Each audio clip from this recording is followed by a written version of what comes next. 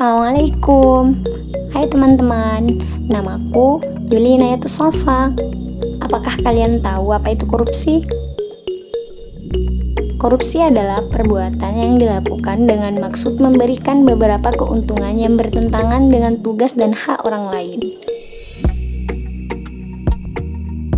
Contohnya, perbuatan seorang pejabat yang menggunakan kekuasaannya untuk mendapatkan keuntungan untuk dirinya sendiri atau untuk orang lain, yang bertentangan dengan tugas dan hak orang lain.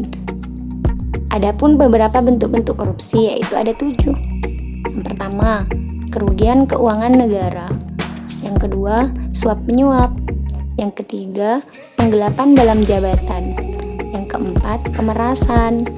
Yang kelima, perbuatan curang. Yang keenam, benturan kepentingan dalam pengadaan.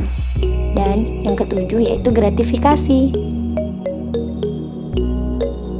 Adapun faktor penyebab korupsi yaitu ada 2.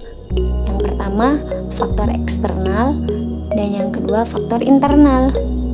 Baik, kita akan membahas tentang faktor eksternal. Yang pertama, faktor politik.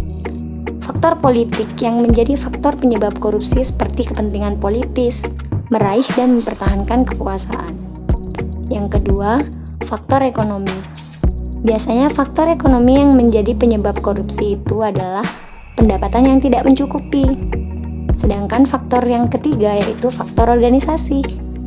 Aspek organisasi yang menjadi faktor penyebab korupsi diantaranya adalah yang pertama, yaitu kurang adanya sikap keteladanan pimpinan. Yang kedua, tidak adanya kultur organisasi yang benar. Yang ketiga, kurang adanya sistem akuntabilitas yang benar. Yang keempat, kelemahan sistem pengendalian manajemen.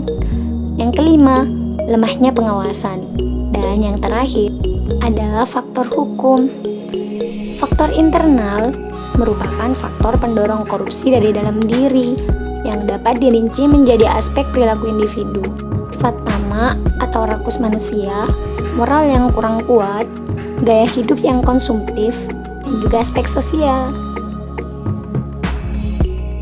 Sebagai generasi yang akan datang, belajarlah bersikap yang jujur agar tidak menjadi koruptor. We can stop character. Kita tidak perlu mengangkat senjata dan membunuh orang seperti zaman perjuangan dulu. Cukup jangan korupsi saja, itu sudah cukup menolong negara kita. Terima kasih.